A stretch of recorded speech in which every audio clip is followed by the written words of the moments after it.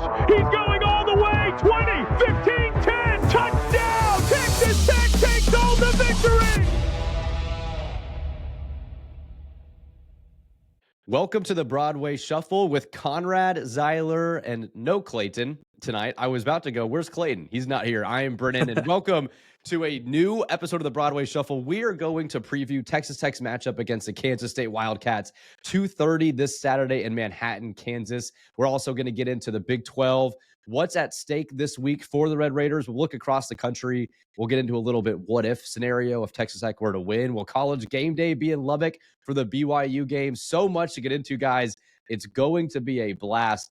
But my first word, I've been reaching out to a lot. There was a picture that surfaced of me online with one Alice Cooper, who is a rock legend. I'm sure a bunch of our listeners probably know.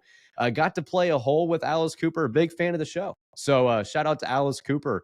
That's my first word, just Alice Cooper. Great name, by the way. Shout out. Very cool. And, that's very That's cool. 2 words, actually, Brennan. 2 words. You're right. Great golfer, by the way. Fantastic golfer. Was he really? It's 78. Oh, Stripe Show. It was. Wow. Yeah, we got to play at Red Feather there in Lubbock on Friday. What'd you shoot? I never asked you that. I shot 76 actually at Red Feather on Friday morning. Golly, dude. So Wow. it was, What'd you do on the back nine? Dude, I struggled a little bit coming home. I think I shot 40 on the back or 39. Oh, no. I was just assuming 76 was on the front, and I was just asking for your score on the back. Yeah. Front nine too. Yeah, it was it was fun, man. Though fun course. We should go make a video at Red Feather of us 4 golfing. That'd be fun. We've got to collaborate in this. It's in the distant future, but there's a golf channel we're going to be partnering with, hopefully in the next couple months, and we're going to release some stuff on that. But I know you didn't come to the show to hear us talk about our golf games. But you'll want to stay. Though. But you'll stay for the golf. Yeah, game, for sure. Yeah, man. But it was fun. So shout out to Alice Cooper, great guy, ton of fun, rock legend. But yeah, man, Kansas State coming up, guys, this Saturday, huge game, arguably the biggest game for Texas Tech in years with what's on the line in the Big 12. You're currently 4-1 in conference. Kansas State, they struggled starting off to the year. They're 4-4 on the season so far. If you haven't been keeping up with them much, because they did start the year really struggling. But they have won 3 of 4 in conference. They're 3-2 overall.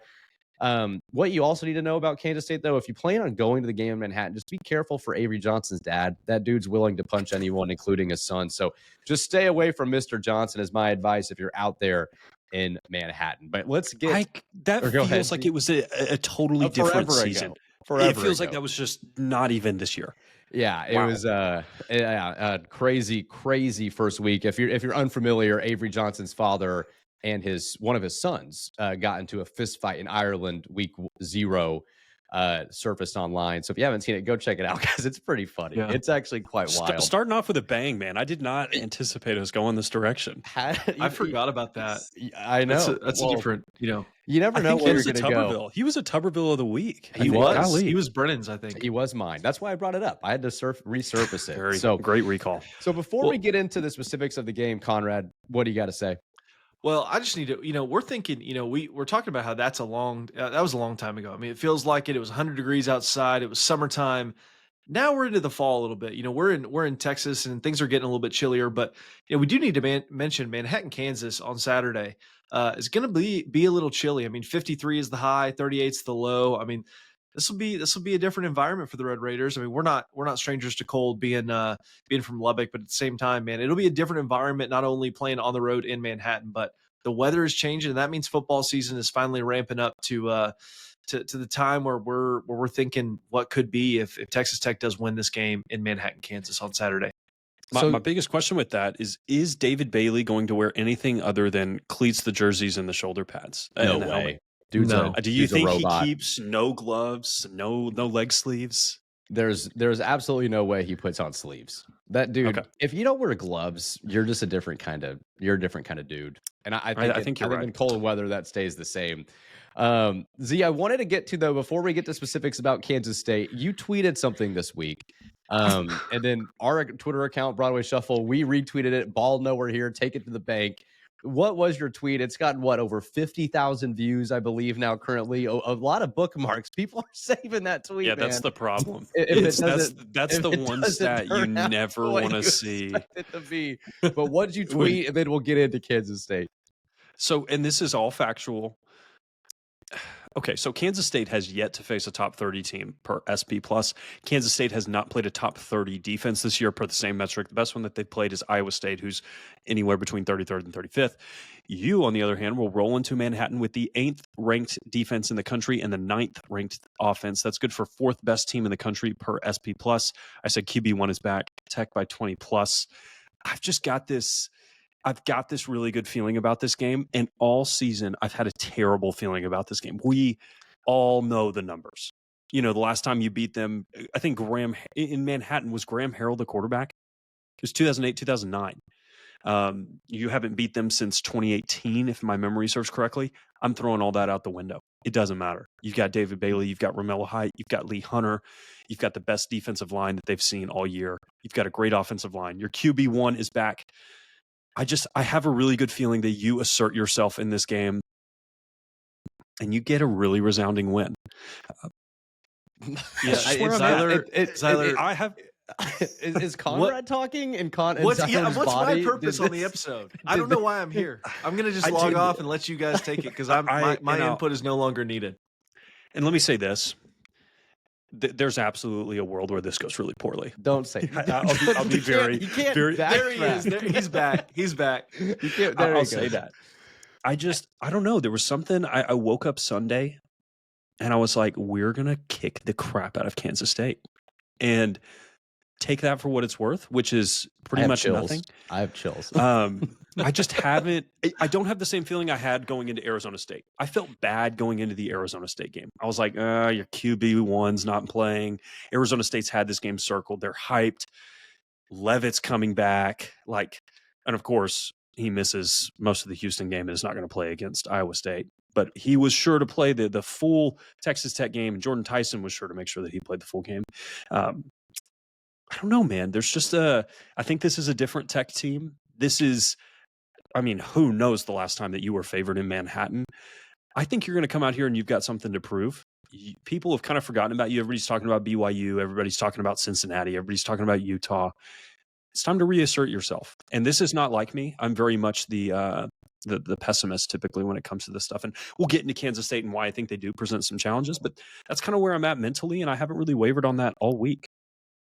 So Conrad, I said to start the year, and this is great news coming from Zyler because I'm taking it to the bank. That's why we tweeted out if Zyler's this confident, and you all should feel confident. But we said to start the year that if you go 2-1 against Kansas State, Arizona State, and Utah on the road, which it turns out Houston and now 7-1 looked to be a pretty much bigger road game than it turned out to be. So if you were able to go 3-1 against those 4 teams, you probably would be on track to accomplish the goals you had to start the year.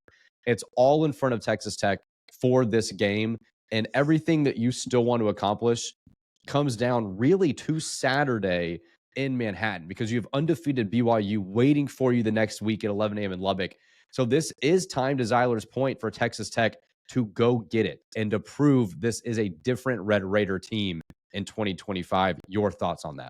Hey, if you haven't already, make sure you subscribe to the Broadway Shuffle. We're talking Texas Tech sports, bringing you game previews and reactions, conversations with players and coaches, as well as our honest opinions. Hit subscribe, jump in the comments, and be a part of the conversation. Now back to the show. Yeah, this is a team that obviously we know the hype that surrounded it all offseason. We know what we've seen this year. Complete dominance for the most part, except for a few mishaps that we've seen. But this is a different team. We know that. We've got millions of reasons to believe that, and all of us do. I think looking at this team, though, thinking about Saturday, this is a game. In the past that, like Zyler said, I would not have been confident. I would not have thought there's a chance. But obviously with this coaching staff, with this roster, this is a game that I feel really good about. Obviously, Zyler showed us the numbers. It's going to happen for the Red Raiders on Saturday. I think we're very confident. All of us, said at a certain point earlier in the year, we're not picking Tech to lose again. And I'm just a spoiler alert. I'd be shocked if any one of us picked Tech to lose. I think this team is going to bounce back. I think we saw that against Oklahoma State. Granted, Oklahoma State is not a great team, but we will see this Texas Tech team play up to their capability this Saturday in Manhattan, Kansas. I will say, thinking about, what this game means, it's 1-0 every week. Joey says it all the time, 1-0, 1-0, 1-0. And the players say it. J-Rod says it. I will say, though, too, at the same time, I when we knew that Behren was going to play and that he was healthy, I just breathed a sigh of relief. Obviously, we know what happened with Will, but this offense is completely different with QB1 in there. And so I think you're going to see someone who's motivated. I think you're going to see somebody who's ready to leave it all out there on the line, because at the same time, this is his last year. This is a big game for him. And so if BYU, we'll talk about this in a little bit, if BYU is going to have the national drama that we think it could, you've got to win on Saturday. And you don't want to look too far ahead. And I know they're not. I know they're looking at this game, but you do have to take care of Kansas State. And I'm very confident we will do that. One thing that I am, if I had to take off my Tech fan hat and put on my analyst hat, the one thing that there's several things that actually concern me about this game. If I had to look at it objectively, Behren on the road in Big 12 play, we've seen mixed results. Obviously against maybe the only defense in the conference that's better than yours, Utah. He was okay. He led you to 10 points and a half. I mean, that's all right. Nothing really right home about. 2 interceptions. Nothing great. And then he was really, really good against Houston. Another really good defense. Someone pretty comparable to this Kansas State team. So I'm not sure what Behren we're going to get. That's one thing that could really alter the trajectory. Does he come out there and is he trying too hard? Is he amped up after sitting out 2 weeks and is like, I'm going to go do this. I'm going to go win this game. His strength is really taking what's given to you, not making mistakes, not throwing interceptions, not turning the ball over. And I just don't want him to get out there and press. If he's out there pressing and putting the ball in bad situations, that's where I think you could get yourself into some pretty, tough situations. And he hasn't been a consistent performer on the road. We can come out here and say that. Like, he really hasn't. He would say that. I would say that. Everybody that looks at this game would say that. And that's the one of several variables that do give me a little bit of pause. Yeah, and that's the question from Easy too. It's Behren coming off a couple weeks. We feel for him. Like, I understand you've been born and bred a Texas Tech fan, and you just can't stay healthy. You can't stay on the field. And this is the best chance Texas Tech has had to win a Big 12 championship in years and decades. And you still cannot find a way to get on the field and earn that. And so this is Behren's moment in a way, in my opinion. This is an opportunity for him to go out and say, man, I am healthy now. I'm not going to be the reason we lose. And if Behren Morton is the reason that you lost on Saturday, that is going to be so deflating, or that you would lose on Saturday, so deflating for your program and for him. And I just really hope that's not the reason. I think if Behren Morton you always talk about, he does the little things really well. And if he just comes out and does that with how this defense is, and you're just able to move the ball, stay patient, don't try to be too big too early, it is going to be cold. And this is what we were so nervous about, was a cold game in November in Manhattan. That's why I said, though I was wrong, this game made me more nervous than Tempe. But that was before I knew that Behren wasn't playing. And so I do think that this helps you having Behren back, obviously, just a matter of Behren staying patient and just earning his time. Because if you win this game, dude, it's going to be a huge, huge opportunity for Texas Tech. And Behren will be a big part of why you win. And so, Conrad, I know you've been just Behren's biggest fan, the last couple of years, and rightfully so. So your thoughts on Behren's ability and need to play well on Saturday? Behren is obviously, I mean, we can have the conversation after the year of where he ranks, and I think a lot of what he does on Saturday and the Saturday after that, assuming he plays, depends on where he ranks all time when it comes to Texas Tech quarterbacks. It's not a question of talent with Behren. I mean, that's never been the issue. I mean, a rocket of an arm. He knows the offense well, works hard. I mean, it's the health question. I really don't want to talk about that, because that's neither here nor there at this point. It's just which Behren are you going to get? And I think you're going to get the good Behren, to be honest. I mean, I really do. I think he understands the magnitude of this moment. I think you're going to see, a Behren that is motivated, is ready. I mean, I just think about, when you think about Behren on the road, I mean, sure, have there been some struggles? Yeah, of course. But what quarterback hasn't struggled on the road? Maybe Ty Simpson. But other than that, Behren, everybody pretty much struggles on the road. I think back to Iowa State last year. I mean, that last drive, what was it, 90 something yards? The last game-winning drive last year against Iowa State? I don't even know how many yards it was. It was a lot of yards. He came through for you. He can do it. He's done it before. Hopefully we're not in that position to where we need that. I hope the offensive line protects him well. And I think it's going to be a good game for Behren. I think he's going to be ready for it. But again, like Zyler said, there is a world that this does not turn out well for the Red Raiders. And I know we keep saying that, even with the optimism we have. But I think you're going to see Behren play well on Saturday. And I think you're going to see him maybe have one of the best games of his Red Raider career so far. Conrad, I like that. I think if we want to transition a little bit to the Kansas State side, it's not like they're they've got good players. I think some of the guys that maybe Tech fans won't know. Everybody knows Avery Johnson. That we can talk about him in a little bit. They will not have Dylan Edwards, the best running back on the roster, easily the most explosive. Now they've got a kind of a durable, kind of a Cam Dickey kind of back in Joe Jackson, kind of a bigger, not as explosive, but still got plenty of, wiggle. He'll be their lead back. And then you're going to see an old friend, Jerran Bradley, will be part of their wide receiver core. One of the biggest keys, I think, to this game defensively is just not letting Kansas State do the Arizona State strategy where can't really drive down the field, not really sustain drives, hit a massive 60-yard throw out of nowhere, and continually being able to do that. I think it's a big game for Brendan Jordan. I think it's a big game for Cole Wisniewski because Jace Brown is not the receiver that Jordan Tyson was, but he is very fast. He can stretch you down the field, and you've got to make sure that they are not. If Avery Johnson's able to lead 14, 15-yard play or 15 play drives for touchdowns, I think you take that. Don't let him beat you with big explosives over the top. He wants to throw over the top. He's still, in my eyes, and I'm not a professional, not great at the intermediate throws, not great at the layered throws. He's really good at that short stuff and throwing deep balls when he's got a clean pocket. That's where I think if you can limit the explosive plays, you hold Jace Brown to under 80 yards, I think you're going to be in a really, really good spot here. I think the offensive line is going to be another. You should be able to handle this, especially on the right side. I don't know who they're going to trot out there. They've got J.B. Nelson, Amos Talali, Terrence Enos, Taylor Portier, Devin Vass, all guys that kind of rotate on that interior. You should have your way with that group. And then Andrew line gang on the right side, you're going to be able to rush the passer on that side. The left tackle's a lot better. Their center's really good. But defensively, I really think you should be able to bottle them up. I think this is a worse version of the Arizona State, a passing attack. Avery's a less sackable, more explosive passer than Sam Leavitt. But he's not as willing to run. So you kind of trade off some of those running yards for less sacks.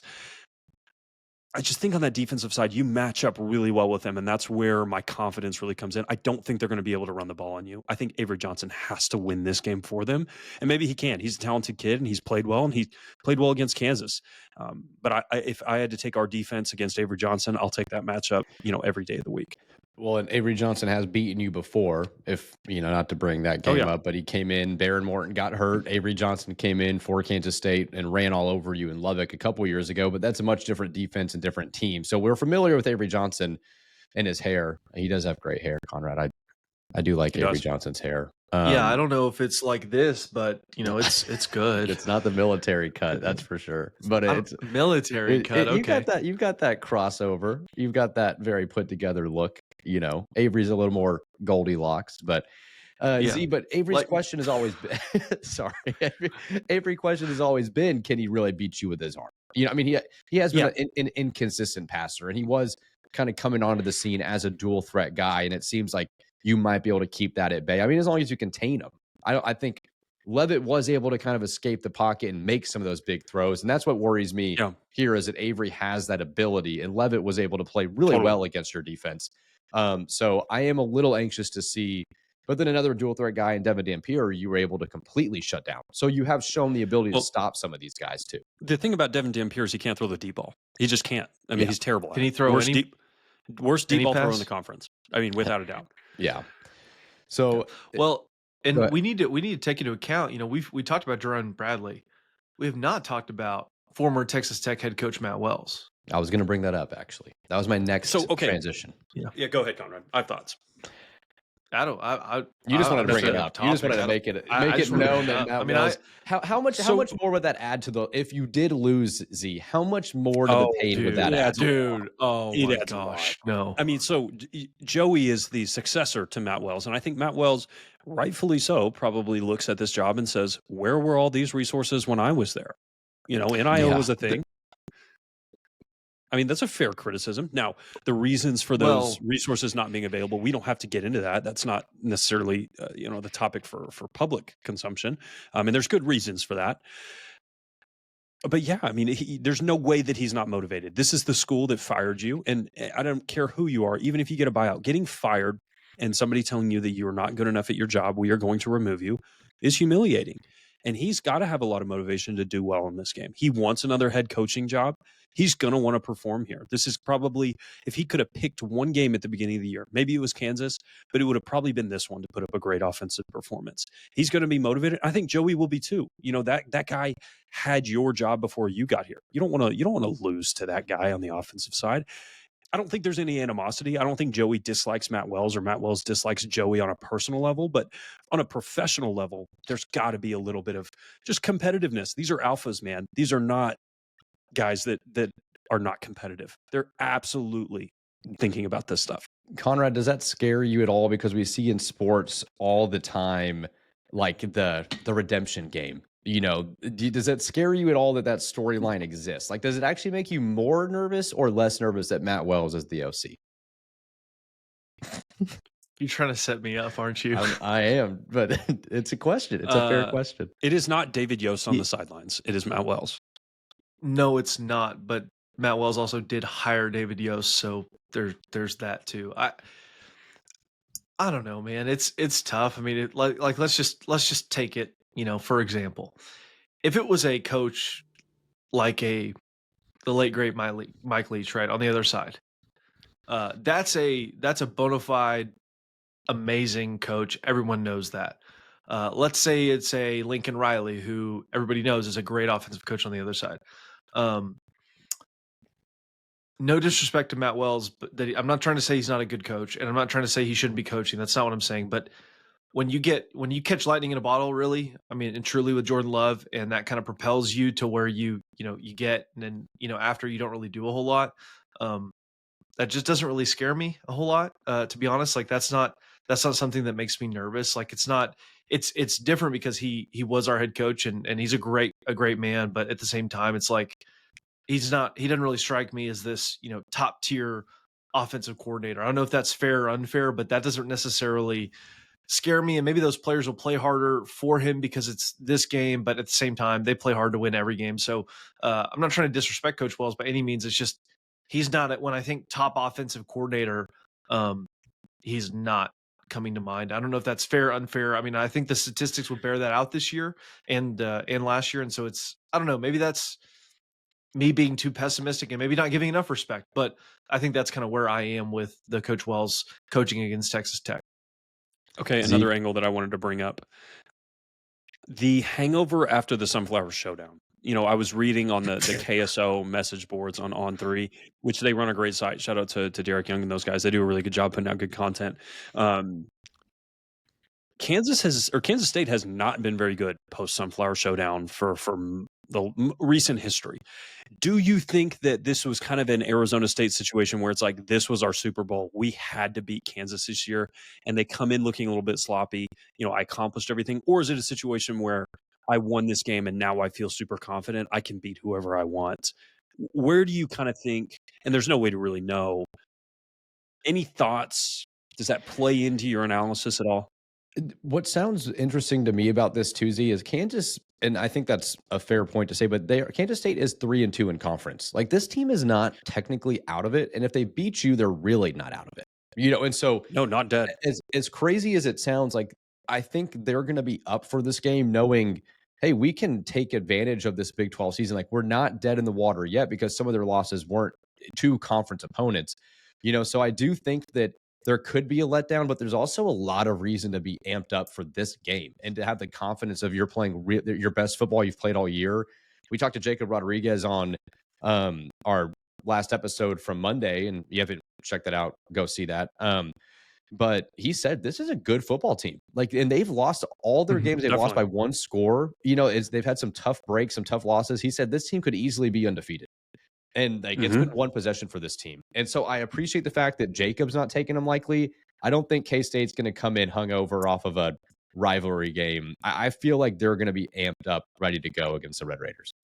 And I think so too. What Texas Tech did, obviously, this offseason with all the investment, the new coordinators, all the hype, all the attention. I mean, what it did for these other schools that we're playing is make the game against us bigger. right? That's what happened. I mean, that's because of all the investment, because of all the hoopla and the media attention, and articles like Shehan's article, and just I mean all that stuff. It made these games bigger for other teams because it's easy bulletin board material for the head coach, right? I mean, it's easy for Kleiman to say, hey, these guys think they're everything. They haven't won anything in years, but now they think because they can spend money, they're the best team in the world. And it's like, well, Totally. we did get a lot better, and we are really good.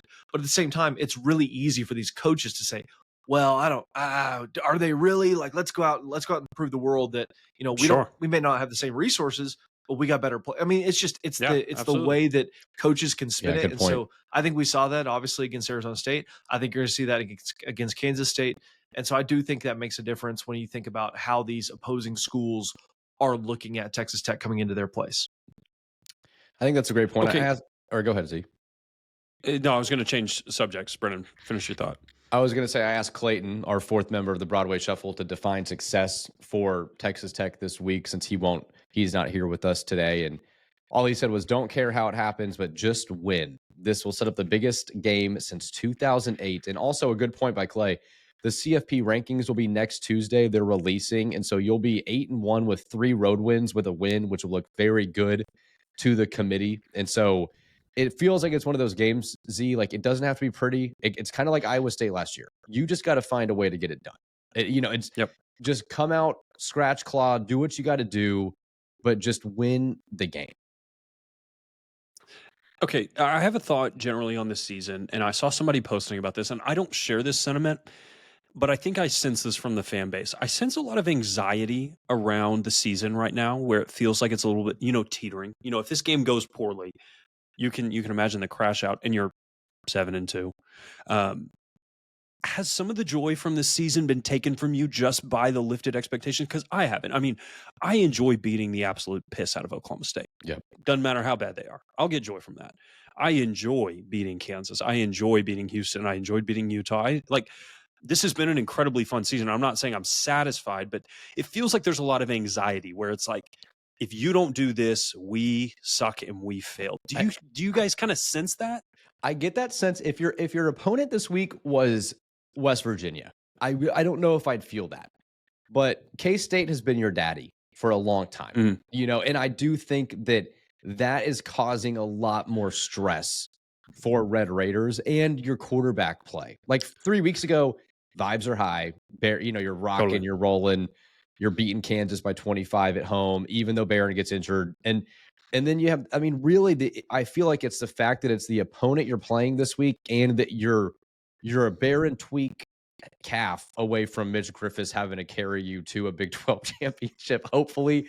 And I think that's causing a lot of anxiety. So I do feel that. I don't know if it's the fact that you feel like your season's over as much as like, man, you were here, and now with the injuries, you're here, and it's the opponent and the rival, and it just is scary. Because I am a little scared comparatively, not for the outcome of the season, but for the scenario at play over the weekend. Yeah, and I mean, I feel the anxiety myself. I mean, just the nervous. I don't know if anxiety is the right word, but nervousness. I mean, just what could go wrong, right? And we've, as Texas Tech fans, we have experienced so much of what can go wrong and when and how, right? We've experienced all that. We're not going to rehash all those memories here on the Broadway Shuffle because that's in the past. We're looking to the future.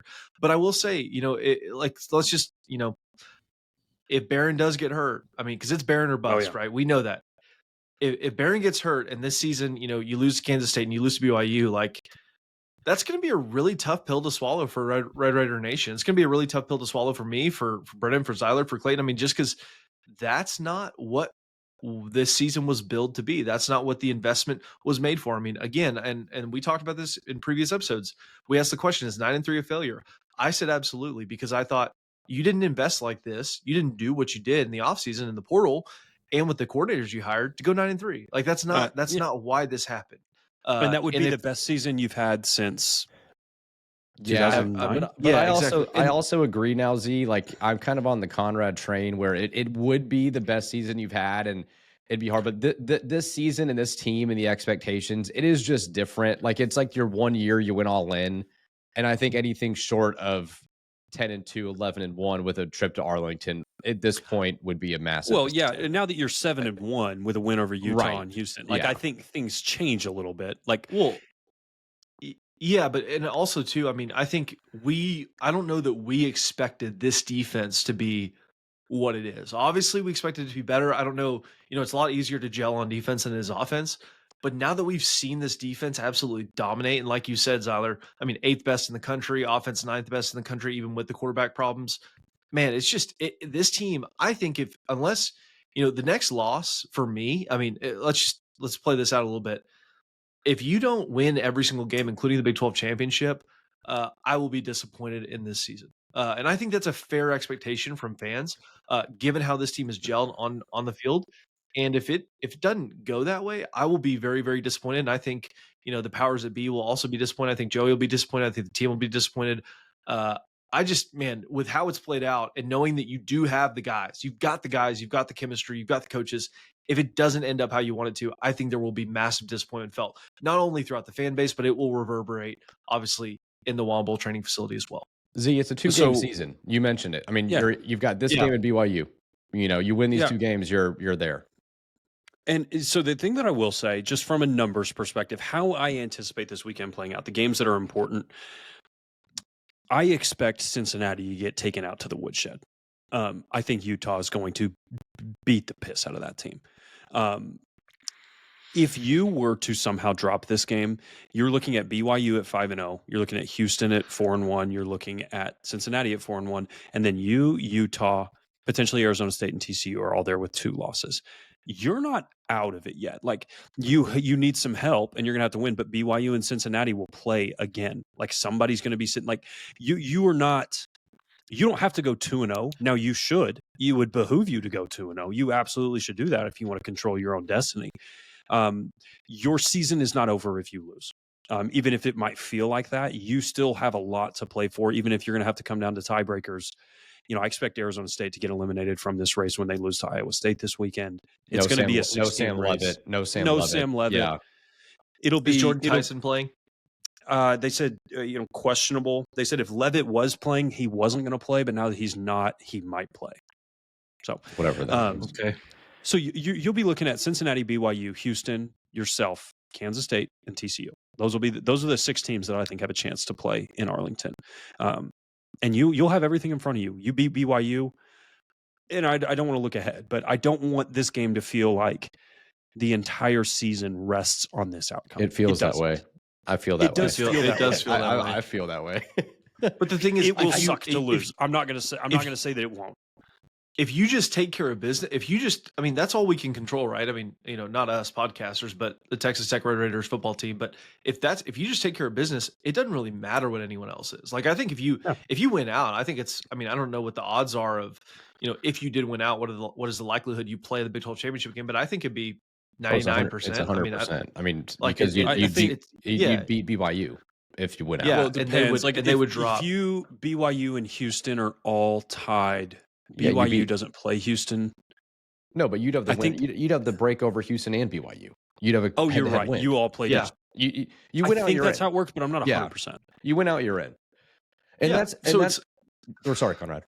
Just control just win. Yeah, want to know every week. Just win.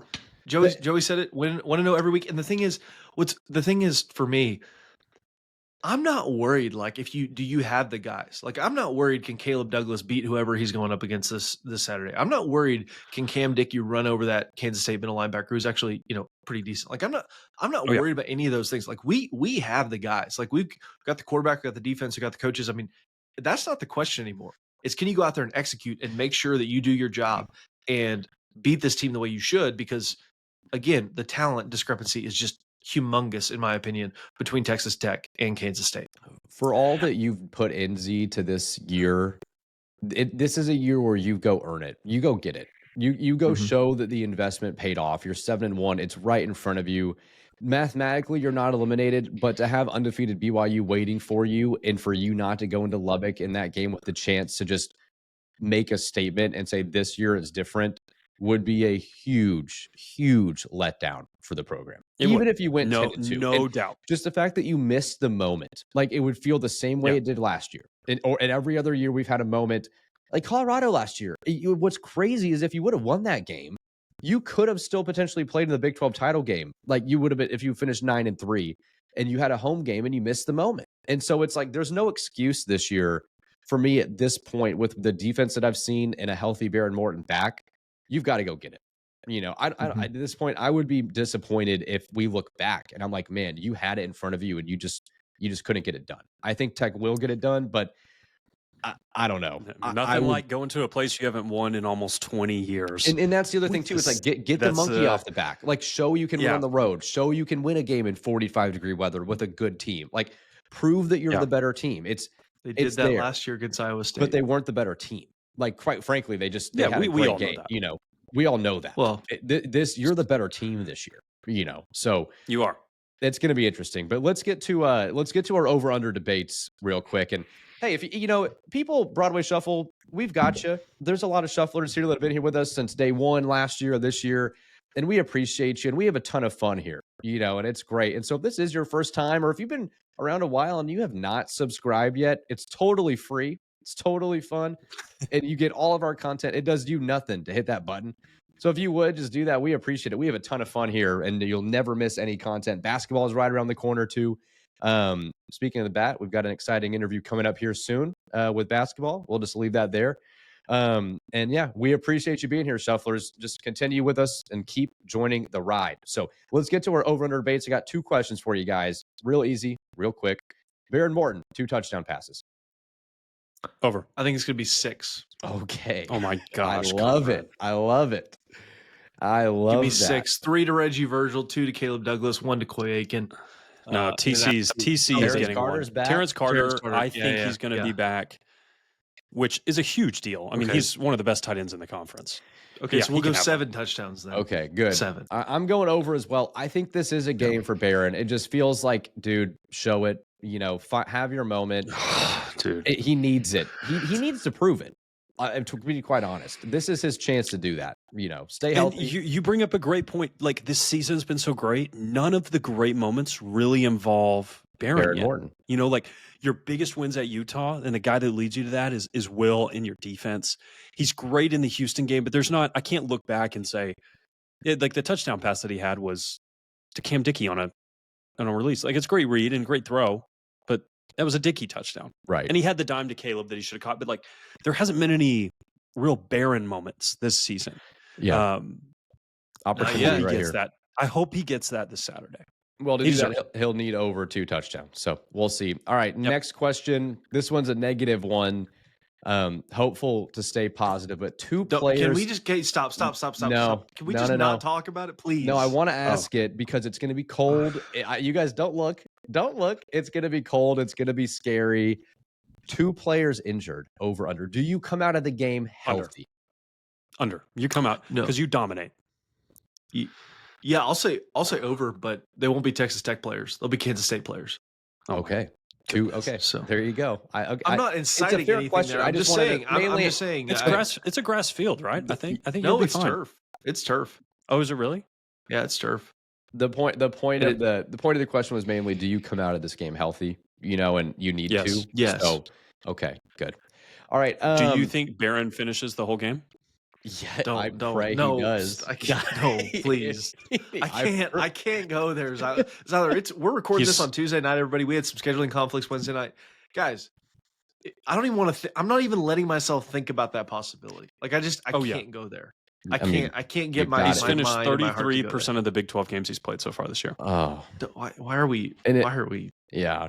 Hey, let Zyler and Brennan know how disappointed you are in their negativity in the comments, please. That's not negative. Oh yeah, and comment. We love the comments, by the way. Please let us know your thoughts. But it's not negative. Conrad, it's just a fact. Oh, yeah, Conrad, you did bring a good point. We are recording Tuesday, so we have not seen the injury report. One note, Will Jados is somebody that we should probably watch out for. He did leave the game. I think Cash Cleveland's in line to start at left guard, the freshman All-American, if Jados can't go. The other one that I would note is Terrence Carter, just what his availability looks like. I don't expect to see Behren on that availability report. Those would be the 2 players that I'd be looking for. You guys, when you're watching this, will already have seen it, but that's what I'll be watching. Well, let's thanks for that, Z. But let's go to what if you do win. There's been a lot of hot rumors going around Lubbock, Texas before we get to our pick'ems. College game day. Reese Davis was on the College Game Day podcast, pretty much said like they'll be in Lubbock if Texas Tech wins this Saturday. Thoughts? You guys think game day will be there? What will that atmosphere be like? We'll wait till Monday to talk about it, but just overall thoughts. Do you think that adds any extra pressure knowing the potential that you could have nationally next week in Lubbock? And we'll all be in attendance, by the way. The Broadway Shuffle will be on site for that game. Well, Brennan, we'll be on site just because we were planning on being there anyway, just for our, yearly Lubbock reunion weekend. But I mean, I think the bigger, question is, will game day have Patrick Mahomes be the guest picker, or will they have the Broadway Shuffle? I don't know. I don't know which one. I don't know which one they'd pick. I think we're pretty good at what we do. So I think it's a close conversation. But my theory is, okay, here's my theory. We have no insider information, nothing like this. I was thinking about it today as I was driving home from Lubbock, actually. And my thought was, okay, this game got released at 11 a.m. We were initially pretty disappointed about that. But I thought, okay, well, if it's 11 a.m., let's assume you win. Game day comes. They do the set from the field like they did for Ohio State, Texas. Mahomes is the guest picker. Seriously, not us. Although we would if College Game Day wanted to have us. And they get the logistics. He gets in, he gets out, he gets up to the suite. He gets in early that morning. He gets out early afternoon. I think that'd be a great thing to do. I think that makes sense for me. But then again, maybe I'm just trying to speak things into existence because I really want to see that happen. Am I crazy? Is that realistic? What are y'all's thoughts on game day in Lubbock and Mahomes as the guest picker? I don't know. Chiefs got to buy. I think Mahomes would probably be the favorite if he had a betting odds on who would be picking that game with them. I think the 11 a.m. It's great. I mean, they had the Red River forever game day, and they would go right into the stadium like at 10:40 to do the picks. And I feel like that could be the same thing here. They've done that at Michigan, Ohio State before. So I don't think the 11 a.m. kick hinders game day at all, or Mahomes. I think Mahomes would stay for the game vibe. I actually like the 11 a.m. kick for that game, believe it or not. I think it's just going to, especially if game day's there. But there is a rumor going around, Z, that's crazy. And I just got a text about it, and I won't name the source, but the Secret Service has been in Lubbock the last couple of days, is a rumor I'm seeing, in that potential presidents or vice presidents or director of health and human services, whatever RFK's title is, might all be in attendance in Lubbock. Is this happening? Are we going to get a Donald Trump moment in Lubbock on the 8th? Is that actually a thing? No, it's actually Barack and Hillary. They're coming in. They're doing a reunion tour, and they're gonna be in the Jones on next Saturday. Oh, I would love to see that. No. There was that tweet that the UT guy said JD Vance was actually scheduled to be at the game, but I don't think he's going to be in attendance anymore. We'll see what ends up happening there. Rumors are afloat. I don't have any inside information. I'm not going to confirm or deny anything, but that would be a lot of fun. Have you texted Trump yet? No. He doesn't return my text anymore. He doesn't get back to you. Yeah, he doesn't get back to me anymore. Yeah, but that would be a lot of fun. Interesting. Like, what a just weird, random. Donald Trump did do a Texas Tech starting lineup in 2007 for Mike Leach. He was a big fan of Leach, and it's on ABC. You can look it up on YouTube. So that would just add a whole different dynamic if the president of the United States is in the Jones on a game that is that important. What a scene. That would be a logistical nightmare for our friends at Texas Tech Athletics. I can't even imagine. Can you imagine texting Matt and being like, "Hey, listen, I need some stuff." He's like, "I got to deal with the president of the United States." It's like, you guys have officially lost total position on the. You are irrelevant. Yeah, you're officially irrelevant. So that would be interesting. We'll see, man. But that's a conversation for next week. I just have been seeing so much about it. I'm like, is this really a thing? So if you know any inside information, let us know, because we don't yet, but we'll let you know if we hear something. Conrad, do you have any thoughts? No, I mean, I'm excited to see what happens. I mean, I think that Friday for a different reason, and then Saturday I think will be, as the kids say, absolute cinema if all these things happen. And we do have a big game against BYU, obviously, but if we win, assuming it gets even bigger, I think it'll be an interesting time in Lubbock. I think it'll be an interesting time for Texas Tech Athletics. I think it'll be an interesting time having, Mahomes and hopefully Andy Reid at the game. I think it'll be a great day. I mean, obviously we're podcasters, so we're allowed to look ahead. Red Raiders don't look ahead, but podcasters, we just got to talk about it a little bit because we got to fill time and have conversation with each other. But it will be an exciting couple days in Lubbock. And the best part of it, the cherry on top, will be, spoiler alert, the victory over the BYU Cougars. Yeah, spoiler. Yeah, and basketball gets going next week. There'll be a home game next Friday night as well, too. And I think it's fair to go and to say that we're working on something for Friday afternoon here at the Broadway Shuffle to try to deliver a fun live show for our audience Friday afternoon. We're working on it. We'll keep you guys posted next week as we know more, but some exciting guests hopefully lined up. We're not 100% certain, just to be fair to you guys, but we are working on something there. So keep an eye out for a potential first edition of all 4 members of the Broadway Shuffle in person together talking on a mic. We're trying to make it happen, and we'll see what we can do. But no guarantees. Yeah, and if you just want a little more, like we'd be planning something Friday afternoon. So if you have any scheduled plans on Friday, delete them. Broadway Shuffle going live. Yes, all 4 of us in the same room. It's going to be electric, but not together. And so, and the first time was accidental. Do y'all remember that? That was an unbelievable episode. Yeah, I was looking at myself on TV. I was looking like going, why am I seeing this happen in real time right here? It's the technical professionalism that you're dealing with on the show. See, and depending on location and logistics, potentially have some Broadway Shuffle fans out there to see some of the guests potentially. So we're working on it. We will let you know Monday episode much more part of our Kansas State reaction. We'll give you a lot more details there. So, all right, let's get to our pick'em real quick. Last week, Clayton went 4-2, Conrad and Brennan 3-3. Zyler, ball knower. We're talking about it here. 5-1. 5-1. So if we're riding Zyler here going into K-State, trusting his ball knowledge. Vandy at we're on Zyler's back. Vandy at Texas. Vandy at Texas this week. Who we got? I'm going Vandy. Give me the Pavia. Give me. Although, I don't know. I'll take Vandy, but not as confident. Is Arch playing that generational prospect they have down there? That's the thing that I know he's in concussion protocol. I'll say this, and to Conrad's credit, he's started to look better. He is not great, but he they has don't win improved. that game on Saturday night without Arch. I mean, they needed 2 things: Mississippi State falling apart, but they also needed Arch to play well. Yeah, he totally agree. So, totally agree. Yeah, I will take Vanderbilt to win this Come game. on, baby. Ooh, nice. Come on. Clayton had Vanderbilt too. Clayton had Vandy. OU, Tennessee. We'll rapid fire through the SEC here real quick. I've got Tennessee at home over OU. I saw a stat that OU hasn't scored more than 27 points against an SEC opponent yet. Tennessee hasn't stopped an SEC opponent from scoring more than 31, or scoring less than 31. So something's going to give on Saturday. Give me the Volunteers. Yeah, give me Tennessee at home. That's a sweep. Clayton's also got Tennessee. All right, Miami at SMU in Dallas. Josh Pate will be in attendance here at this game. Who's that? Josh Pate, man, great guy. We know we're working. Friend of the show. I just want to let you guys in on a little conversation that we had before this. We were talking about Pat on game day, and Conrad was like, "The security would be insane for Pat." I was like, they had Timothy Chalamet on, and Conrad said, "Who is that?" And I was like, "You've seen Dune, right?" He said, "No, no Dune, no Little Woman," which is a fantastic movie, by the way. If you haven't seen Little Woman, Willy Wonka movie, no Willy Wonka, no. Dude, he's in a ton of stuff. He's a great actor. I love Timothy Chalamet. I'm a pretty boring guy. I don't consume a lot of content outside the Broadway Shuffle. I just create it. Conrad watches the Broadway Shuffle Conrad's 6 hours a day. He goes back to our first episodes, just taking notes, just for fun, studying his takes.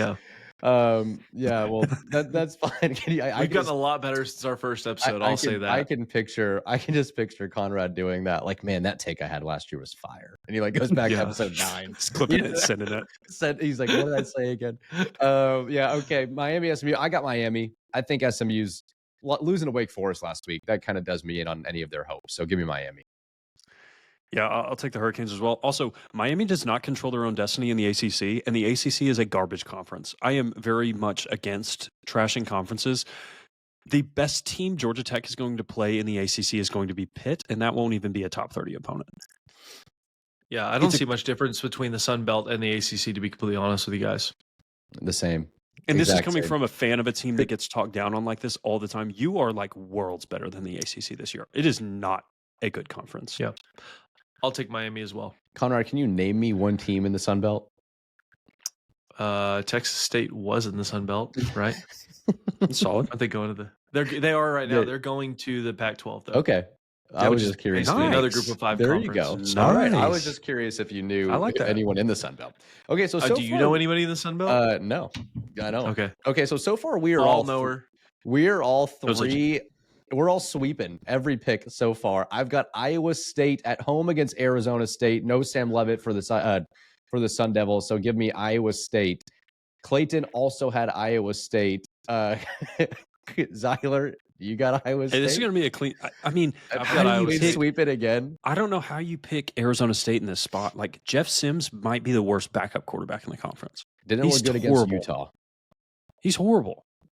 Okay, so Like, that's go let a redshirt freshman play. Like, why is Jeff Sims still in college? this is Yeah. starting to look like it's going to be either 6-0 for us or 0-6 pretty quickly because Conrad, I'm assuming you have Iowa State as well.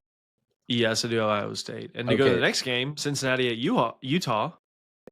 I've got Utah as well. So, I mean, I also have Utah. Dude, I think, and I love Brendan Sorsby. I will rest pretty confidently on Brendan Sorsby as the best quarterback in the conference, and it's really not close. Believe that take. I don't really. I would love to hear arguments to the contrary. He's just been incredibly good and incredibly efficient. But they have got the reckoning coming. Utah at night, nightmare spot to play that team. Now, Devin Dimpier questionable. We'll see what ends up happening there, but I just think Utah has the horses. They're on a mission. I think they boat race Cincinnati. And Clayton also had Utah. So in the first time in the history of Pick'em, we are all locked in with one game to go, and that game is Kansas State against Texas Tech Saturday in Manhattan, 2:30. I've got Texas Tech here 31-20. I think Behren plays well. I like that 3-touchdown mark for Behren Morton, and I think you prove it. This is a time for Texas Tech to go get it and say you're here and you are the Big 12 favorite, and you're going to Kansas State will no longer be your daddy after a Saturday night in Manhattan. Give me the Red Raiders 31-20. And then before I go to you guys, Clayton had Texas Tech 27-17. Clayton's thought on the game. Clayton knows ball too, man. He says, if we don't give up multiple big plays for touchdowns or turn it over on our side of the field, I don't see how they can consistently move the ball. They don't have the receivers or the quarterback to consistently beat you in the intermediate area of the field. In their wins, they've feasted on big plays and turnovers. Shieldswood defense last year with Houston held Kansas State to 19 points. Avery Johnson in that game, 59% completion, 2 interceptions, 3 yards per catch as a team. Clayton is confident that'll continue for the Red Raiders this year. 27-17 for the Red Raiders is Clayton's pick. I love that. I had a dream last night, and in that dream, we won 48-24. It was crazy. Nobody was quoting that bookmark tweet. My life was good. Everything was great. In reality, we're still going to win, but it's not going to be by that much.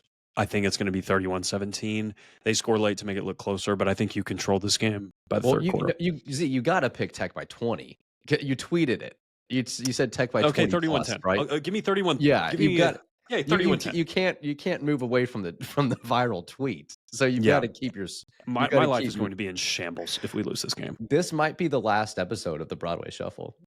This might be it. We've threatened that a couple times. Yeah, it might be real after this one. And our bluff has been called several times. We have, well, hey, we have too much fun doing this, and we have too many people that listen to us now. I mean, I remember when we had a certain guest on the show that we'll remain nameless. He said, a podcast that nobody listens to. That guest, He kind of you looks were wrong, like me. buddy. He kind of looks You're like wrong. me, actually. Yeah, you guys are related, but no, I mean, let's say this game, I'm obviously going to pick Tech to win. Now, the way that Tech has to win is by 20 points, and that's solely for Zyler's sake. I mean, Thank you, Conrad. I think it'll be 34-10. I really hope this happens. I don't want to have to go to Lubbock and and wrap Zyler up and give him a big hug because of the abuse he'd be taking online. Cyberbullying is not okay. It's wrong, even if Texas Tech does lose this game, and but that's not going to happen. So I'm gonna go with 34-10. Texas Tech, the victory in Manhattan, Kansas. Love it. I love it, dude. Well, it's going to be a ton of fun, man. We'll close the show with our top 25. This week's top 25. It'll be up on the screen for you to look at. We've got Texas Tech sitting at 11. So We've got them right there ahead of Georgia Tech and Notre Dame. We have Cincinnati at 14. We've got BYU up to 7. So there, and then Houston at 20. And I think they deserve it. Utah sitting at 17. So we're pretty high this week on the Big 12. Not a whole lot of movement outside of that in that top 6 range. Really big surprise. We've moved Iowa sneakily 6-2 on the year, 4-1 in the Big 10. If you're not paying attention, they're ranked 24th. And then what's going to happen in the group of 5 will be interesting. Memphis beating USF. After USF had beat UNT. Navy's undefeated in the group of 5. So lots of potential playoff movement happening here the next few weeks. We've officially entered November, Jovember, as we like to call it here at Texas Tech. Going to be a heck of a ride, boys, and it's going to be an absolute banger Saturday afternoon in Manhattan. I cannot wait. I'm nervous. I know we're recording this late on a Tuesday. You'll hear it on a Thursday or Friday or Saturday morning if that's your cup of tea as well, too, instead of game day. We would love that as well. But, man, I cannot wait for this game. So lots of fun, man. Again, if this is your first time or if you're a regular listener, we appreciate you listening. You can find us on Instagram, TikTok, Twitter, here on YouTube, or Spotify or Apple, and Texas Tech Plus, wherever you get those podcasts. Listen to us on all of them. We appreciate the support. Comment, let us know your thoughts, your game predictions, and shufflers. Be ready for your Tommy Tubervilles of the week come Sunday night. But we will see you guys on Monday to react to a hopeful Texas Tech win against the Wildcats. For Conrad and Zyler, I am Brennan. We'll catch you guys next time on the Broadway Shuffle. Wreck 'em. He makes the catch. He's going all the way. 20.